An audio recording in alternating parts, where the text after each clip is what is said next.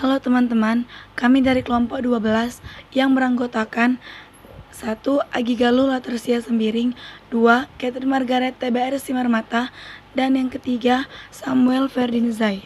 Kami ingin menyampaikan materi mengenai aktiva tetap tidak berwujud. Adapun materi ini disampaikan untuk memenuhi tugas proyek dari mata kuliah Akuntansi Keuangan 1 dengan dosen pengampu Ibu Erni Luksi Purba SE MSI AK. Baiklah, saya Catherine Margaret akan memulai menjelaskan materi kami. Baiklah, yang pertama ada pengertian dan karakteristik aktiva tetap tidak berwujud. Baik, yang pertama ada pengertian aktiva tetap tidak berwujud. Aktiva tak berwujud adalah hak istimewa dan keuntungan kompetitif yang timbul dari pemilikan suatu aktiva yang berumur panjang, yang tidak memiliki wujud fisik tertentu. Bukti kepemilikan aktiva tak berwujud bisa berupa kontrak, lisensi, atau dokumen lain. Aktiva tak berwujud mungkin timbul dari 1. Pemerintah seperti hak paten, hak cipta, franchise, merek dagang, dan nama dagang. Yang kedua, ada perusahaan lain, misalnya pembelian yang mencakup pembayaran untuk goodwill. Dan yang terakhir, ada penjualan tertentu, seperti franchise dan lease. Selanjutnya, ada karakteristik aktiva tetap tidak berwujud. A. Kurang memiliki eksistensi fisik, tidak seperti aktiva berwujud, seperti properti, pabrik, dan peralatan. Aktiva tak berwujud memperoleh nilai dari hak dan keistimewaan atau privilege yang diberikan pada perusahaan yang menggunakannya. B. Bukan merupakan instrumen keuangan.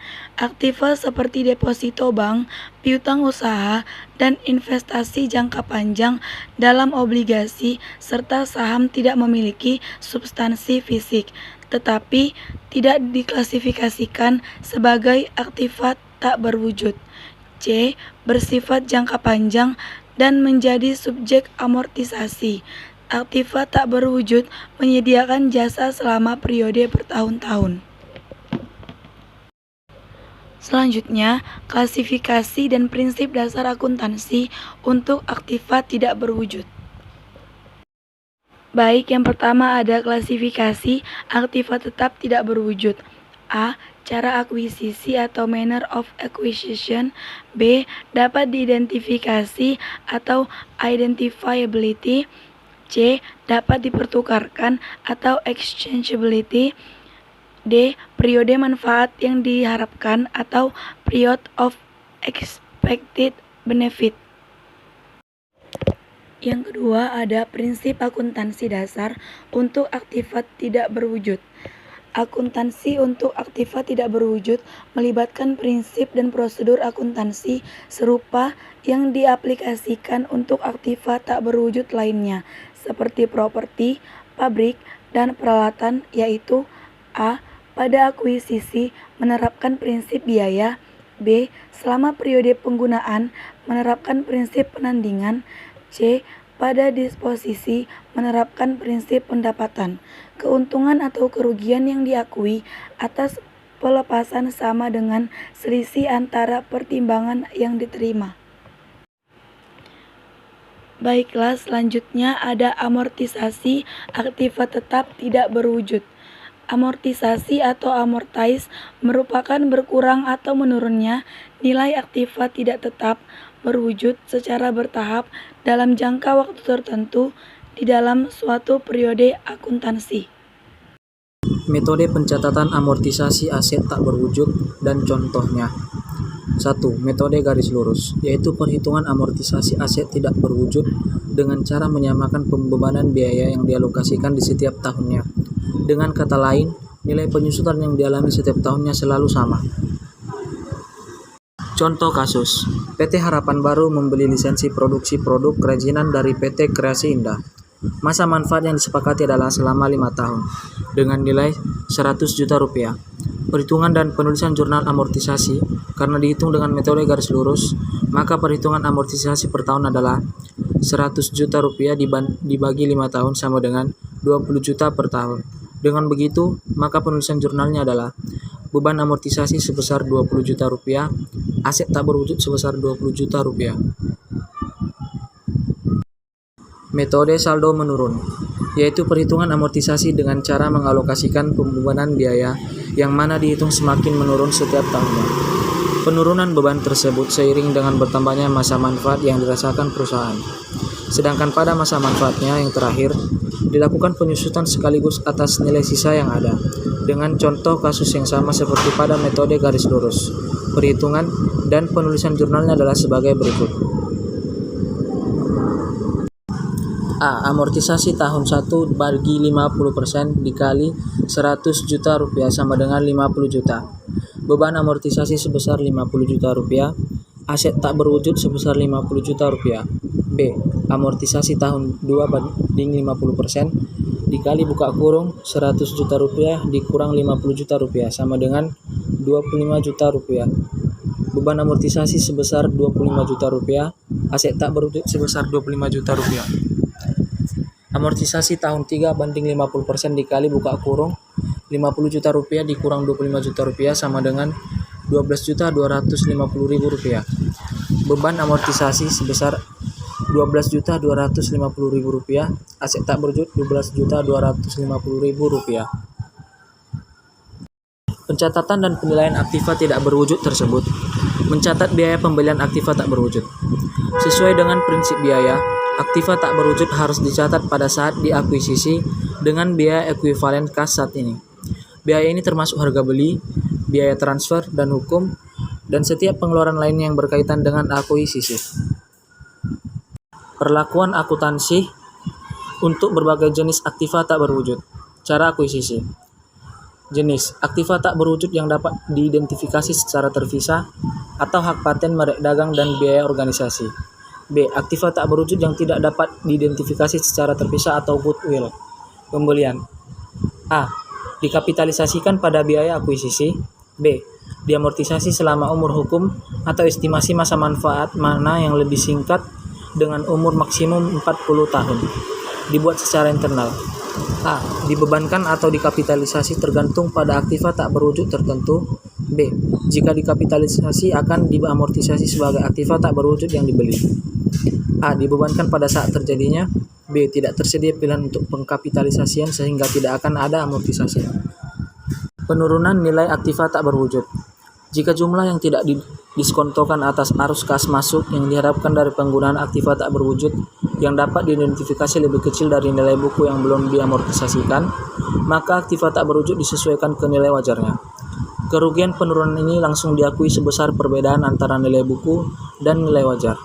Nilai buku aktiva yang telah direvisi akan diamortisasi selama sisa umur manfaat aktiva tersebut, tetapi periode amortisasi tidak lebih dari 40 tahun. B. Pelepasan aktiva tak berwujud. Ketika sebuah aktiva tak berwujud dijual, dipertukarkan atau dilepaskan, biaya yang belum diamortisasi harus dihilangkan dari akun keuntungan atau kerugian pelepasan diakui dan dicatat. Aktiva tidak berwujud yang dapat dipertukarkan. Yang pertama, hak paten. Hak paten adalah hak istimewa yang dikeluarkan oleh pemerintah yang memberikan kewenangan kepada pemegang hak untuk memproduksi, menjual, dan mengawasi penemuannya dalam jangka waktu tertentu sejak hal tersebut diberikan. Untuk memberikan gambaran mengenai perhitungan biaya paten, misalnya PT Erwin Megah membeli hak paten dengan harga perolehan sebesar 60 juta rupiah, masa manfaat hak tersebut diperkirakan 8 tahun. Dengan demikian, amortisasi per tahun adalah 7.500.000 rupiah atau 60 juta dibagi dengan 8. Jurnal untuk mencatat amortisasi tahunan adalah sebagai berikut. 31 Desember, biaya paten sebesar 7.500.000 rupiah, hak paten sebesar 7.500.000 rupiah. Untuk mencatat amortisasi hak paten, biaya paten dikelompokkan dalam laporan rugi laba sebagai biaya operasi. 2. Hak cipta. Hak cipta adalah hak yang diberikan oleh pemerintah yang memberikan hak istimewa kepada pemegang hak tersebut untuk memproduksi dan menjual suatu karya seni atau karya tulis. 3. Merek dagang atau nama dagang. Merek dagang atau nama dagang adalah kata, rangkaian kata, logo atau simbol yang membedakan atau memberi identitas suatu perusahaan tertentu atau produk tertentu apabila merek dagang atau nama dagang dibeli, maka harga perolehan hak tersebut adalah harga belinya. Apabila dikembangkan sendiri oleh perusahaan, maka harga perolehan meliputi biaya hukum, biaya pendaftaran, biaya perancangan, dan pengeluaran-pengeluaran lain yang langsung berhubungan dengan perolehan hak tersebut. Seperti halnya aktiva tak berwujud lainnya, hak merek harus diamortisasikan selama masa manfaat atau masa berlakunya, tergantung mana yang lebih pendek. 4. Franchise atau waralaba dan lisensi atau perizinan. Franchise adalah hak yang diperoleh untuk melakukan suatu usaha tertentu atau memasarkan produknya, sekaligus mengikuti pola usaha, cara pengelolaan, penggunaan logo, maupun penggunaan alat usaha tertentu yang aslinya dimiliki oleh perusahaan yang memberikan hak franchise. Perizinan adalah hak perusahaan yang diperoleh dari pihak pemerintah, baik daerah maupun pusat, untuk melakukan suatu aktivitas tertentu terkait dengan bidang usahanya. Harga perolehan suatu hak franchise dan lisensi adalah semua pengeluaran yang diperlukan untuk mendapatkan hak tersebut. Bila jangka waktunya terbatas, maka harga perolehan suatu hak franchise dan lisensi adalah semua pengeluaran yang diperlukan untuk mendapatkan hak tersebut. Yang kelima, leasehold atau hak sewa adalah hak yang diperoleh atas suatu sewa aktiva tertentu, sewa tempat usaha, sewa gedung, atau sewa mesin yang biasanya menggunakan kurun waktu tertentu dan disahkan oleh penjabat pembuat akte notaris. Yang keenam, hak penggandaan atau copyright. Copyright adalah hak yang diberikan atas suatu penulisan, baik itu berupa karya ilmiah, puisi, novel, maupun lirik lagu, notasi lagu, atau irama tertentu, skrip, atau skenario film tertentu. Copyright meliputi hak untuk memperbanyak dan mengedarkannya. Yang ketujuh, goodwill. Goodwill adalah kelebihan-kelebihan, keistimewaan tertentu yang dimiliki oleh perusahaan yang oleh karenanya menjadi dinilai lebih oleh pihak lain. Kelebihan atau keistimewaan tersebut bisa karena perusahaan memiliki reputasi manajemen yang sangat bagus, menghasilkan suatu produk unggul yang sulit dicari pesaingnya, letaknya strategis, dan lain-lain. Goodwill hanya diakui atau dibuat perkiraan jika terjadi suatu transaksi yang mana dalam transaksi tersebut perusahaan dinilai lebih oleh pihak lain. Selanjutnya, ada penghentian aktiva tetap tidak berwujud. Penghentian aktiva tetap dapat terjadi karena aktiva tetap dijadikan barang tak terpakai lagi, aktiva tetap dijual kepada pihak lain, dan aktiva tetap ditukarkan dengan aktiva tetap lain. Apabila suatu aktiva tetap akan dihentikan, maka harus ditentukan dahulu nilai buku aktiva tetap tersebut. Nilai buku adalah selisih antara harga perolehan dengan akumulasi depresiasi pada tanggal yang bersangkutan. Apabila penghentian terjadi pada suatu tanggal tertentu pada suatu tahun, maka depresiasinya harus dihitung sampai dengan saat penghentian terjadi. Contoh, apabila merek dagang atau nama dagang dibeli, maka harga perolehan hak tersebut adalah harga belinya. Apabila dikembangkan sendiri oleh perusahaan, maka harga perolehan meliputi biaya hukum, biaya pendaftaran, biaya perancangan, dan pengeluaran-pengeluaran lain yang langsung berhubungan dengan perolehan hak tersebut. Selanjutnya, ada revaluasi aktiva tetap. Revaluasi aktiva tetap atau penilaian kembali adalah model penilaian aktiva tetap yang saat ini dianjurkan penggunaannya dalam standar akuntansi keuangan, yaitu PSAK 16. Dengan model revaluasi atau revaluation model, nilai wajar aktiva tetap diukur kembali dan disajikan dalam neraca atau laporan posisi keuangan. Dengan revaluasi aktiva tetap, biaya perolehan aktiva yang bisa disusutkan tetap dihitung dan dilaporkan penyusutannya.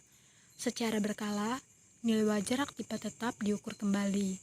Jika nilai wajar lebih besar dibandingkan dengan nilai buku, selisih lebih itu disebut surplus revaluasi dan dilaporkan dalam kelompok penghasilan komprehensif lain dalam laporan laba rugi. Dan jika nilai wajar lebih kecil daripada nilai buku, kerugian penurunan nilai dilaporkan di laba rugi dalam periode terjadinya penurunan nilai. Selanjutnya, ada contoh jurnal revaluasi aktiva tetap. Contohnya, PT MCA menerapkan pendekatan revaluasi terhadap aktiva tetap yang memiliki nilai buku sebesar Rp1 juta dengan masa manfaat 5 tahun dan nilai residu 0. Dengan metode penyusutan garis lurus, PT MCA membuat jurnal penyesuaian pada tahun pertama sebagai berikut, yaitu beban penyusutan sebesar 200.000 di debit dan akumulasi penyusutan sebesar 200.000 di kredit. Setelah jurnal penyesuaian di atas dipindah bukukan ke buku besar, nilai buku aktiva tetap PT MCA menjadi sebesar 800.000. Pada saat yang sama, penilaian independen menetapkan nilai wajar aktiva tetap itu sebesar 850.000. Untuk melaporkan aktiva tetap dengan nilai wajar, PT MCA membuat jurnal revaluasi sebagai berikut, yaitu akumulasi penyusutan sebesar 200.000 di debit dan aktiva tetap sebesar 150.000 di kredit, beserta surplus revaluasi sebesar 50.000 di kredit.